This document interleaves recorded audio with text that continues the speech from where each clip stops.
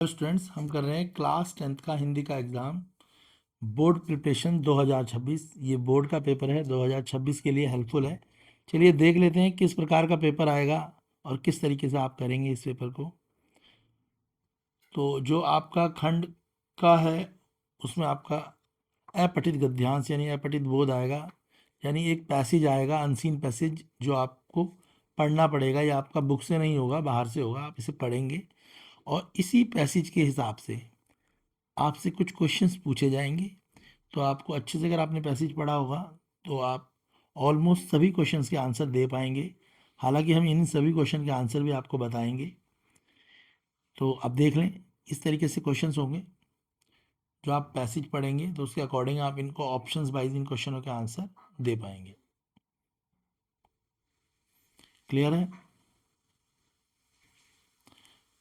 तो ऐसे आपको दो पैसेज मिलेंगे, दोनों ही पैसेज आपके लिए अपठित होंगे। उनको पढ़कर उनके हिसाब से जो उपयुक्त उनके आंसर होंगे, ध्यानपूर्वक आपको पैसेज पढ़ना है। कम से कम आपको एक पैसेज पढ़ने में 10 मिनट लगाने हैं, तो आपको, ताकि आपको पैसेज समझ आ सके। फिर उस पैसेज के अकॉर्डिंग आप आंसर देंगे। हिंदी का एग्ज़ाम होता है, बच्चे से इजी लेते हैं। अगर आप इसे थोड़ा सा मेहनत से पढ़ें तो इसमें आपके काफ़ी अच्छा आप स्कोर कर सकते हैं। पर जो बच्चे इसे अच्छे से नहीं पढ़ते तो उनका रिजल्ट भी बहुत ख़राब हो जाता है, क्योंकि ये अपने आप में एक इम्पोर्टेंट लैंग्वेज है। चलिए देखिए, इस तरीके से क्वेश्चन आएंगे जो आप क्वेश्चन देख रहे हैं। ठीक है, इन क्वेश्चनों के भी हम आपके साथ आंसर भी डिस्कस करेंगे। इसके बाद खंड ख आएगा, जो व्याकरण का खंड है।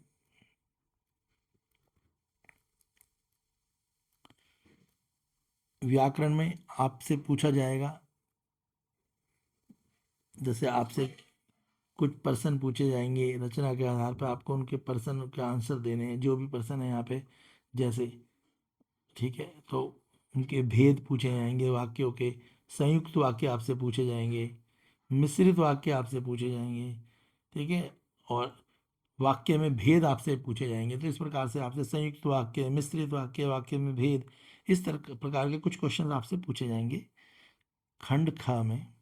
उसके बाद आपसे समास पूछे जाएंगे। समास भी 4 नंबर के आएंगे, मिश्रित वाक्य भी 4 नंबर के आएंगे।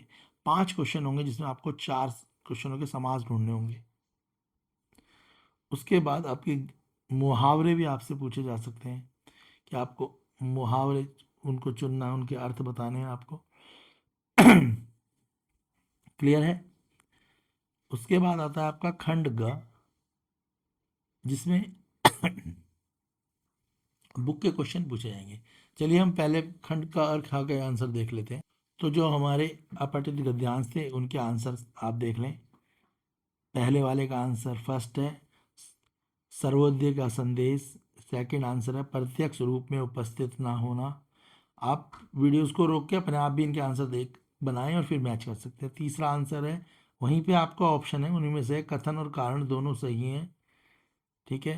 क्वेश्चन फोर्थ में आप लिखेंगे, सत्य और अहिंसा के मार्ग पर को अपनाने की गांधी जी ने बात कही थी। दूसरा, साधनों की शुद्धता से स्वतंत्रता का लक्ष्य प्राप्त होता है। ये दोनों चीज़ गांधी जी ने कही थी फोर्थ क्वेश्चन में। फिफ्थ में, जन धन की कम से कम हानि, नैतिक मूल्यों की क्षति होने से बच आना और विरोधियों का मित्र बनना, ये सब गांधी जी ने अपने प्रथम गद्यांश में बताया था। ऐसी द्वितीय गद्यांश भी है, जो सेकंड का ही है, इसमें भी है, ये भी पठित है। इसमें पहला ऑप्शन होगा ऑप्शन डी, वैश्विक स्तर पर जलवायु में परिवर्तन होना। दूसरा आंसर होगा इसका, कथन और परिणाम दोनों सही हैं। आप पहले खुद पढ़ें अपठित गद्यांश और फिर आप देखें कि क्या आपके आंसर भी कुछ इसी तरीके से आ रहे हैं। तीसरा है जल का संरक्षण। फोर्थ होगा, पहाड़ों पे वर वर्षा भर जमी बर्फ भर वर्ष भर जमी रहती है। तो पहाड़ों में क्या होती है, बर्फ जो है पूरे साल जमी रहती है। अगर तापमान बढ़ेगा तो वो बर्फ जल्दी पिघल जाएगी, जिससे पानी की कमी हो जाएगी और वर्षा कम होने लगेगी। फिफ्थ है, धरती में तापमान की वृद्धि होने होगी, और उसके अलावा क्या होगा, तापमान की वृद्धि होने के साथ क्या होगा, धरती में संचित जल जो है वो धीरे धीरे खत्म होने लगेगा। जो धरती में जल है वो समाप्त होने लगेगा। उसके बाद जो खा था, उसके क्वेश्चन के आंसर आप देख लें। ये कुछ आंसर है रचना के आधार पर जो आंसर है।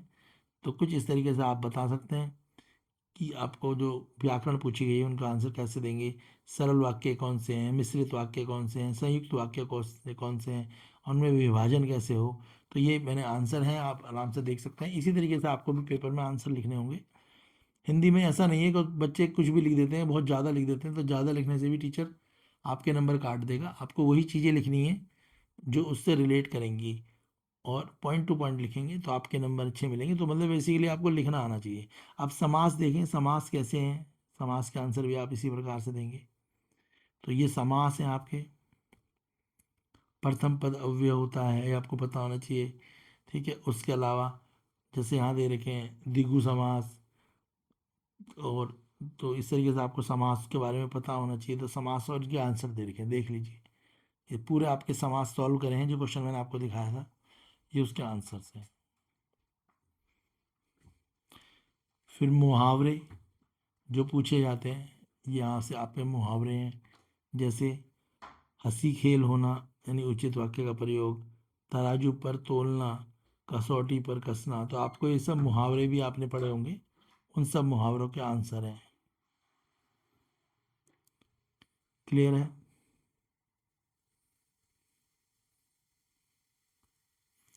इसके बाद खंड ग के जो पठित गद्यांश हैं वो देख लेते हैं।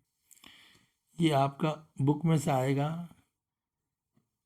खंड ग है ये, इस तरीके से गद्यांश आएगा, आपको पढ़ना है।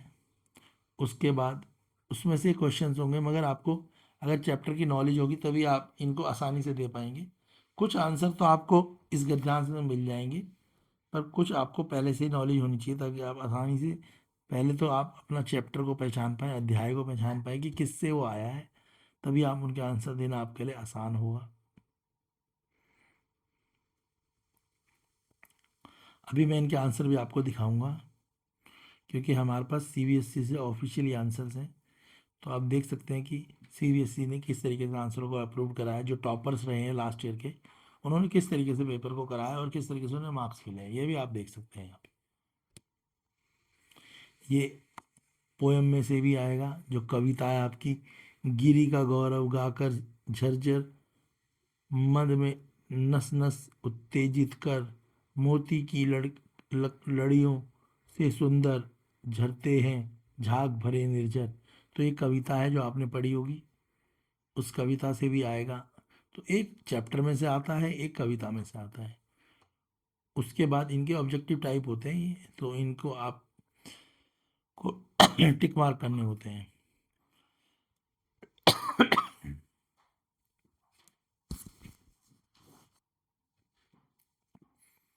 उसके बाद आपके क्वेश्चंस आते हैं, 25 से 30 शब्दों में आपको क्वेश्चंस लिखने होते हैं, 3 प्रश्नों के आप उत्तर देते हैं। तो ये देख लीजिए किस तरीके के क्वेश्चन आए थे आपके हिंदी के क्लास 10th के बोर्ड एग्ज़ाम में। तो क्वेश्चन भी कुछ इसी तरीके से, और चैप्टर्स भी आपको दिखाई दे रहे होंगे। तो आपको क्या, अगर आपके पेपर यही आ जाता है, तो क्या आप ऐसे क्वेश्चनों के आंसर लिख पाएंगे? तो आपको पता होना चाहिए, और ये वो चैप्टर्स हैं मोस्टली इनसे रिपीटेड क्वेश्चन आते ही हैं, चाहे थोड़ा घुमा फिरा के आ जाए। इसके बाद एक खंड घा है,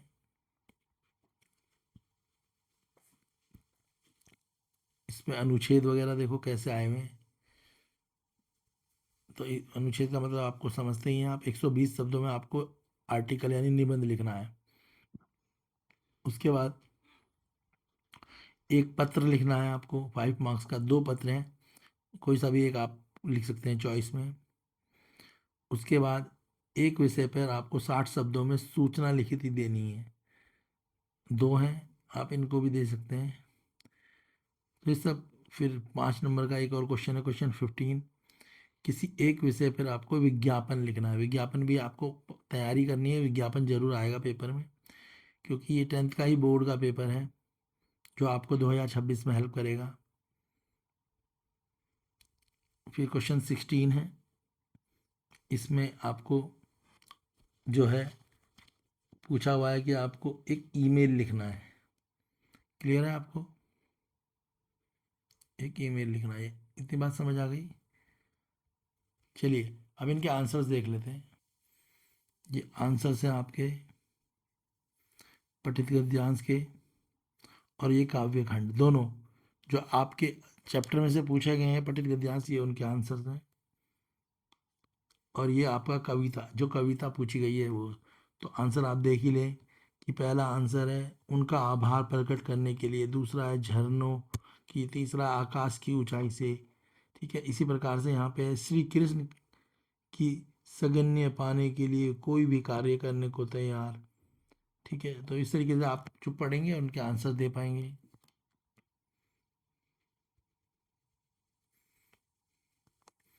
और बाकी पत्र लेखन और निबंध लेखन, उसके अलावा जो एडवर्टाइजमेंट है, ये सब तो आपने तैयारी करी रखी होगी, तो इन ये सब भी आएंगे। तो इस तरीके से अगर आप इस पेपर को देख लेंगे तो आपको एक आइडिया रहेगा कि किस तरीके से आप 10th का बोर्ड का पेपर अटैम्प्ट करें और आपके अच्छा रिजल्ट आ सके। वीडियो को लाइक करें, चैनल को सब्सक्राइब करें। हमारे चैनल पे आपको सबसे पहले हिंदी के आंसर मिलेंगे, एसएसटी के आंसर मिलेंगे, मैथ्स के आंसर मिलेंगे। तो सभी सब्जेक्टों के आप अपने आंसर चेक करके देख सकते हैं कि क्लास 10th में आप क्या स्कोर कर रहे हैं।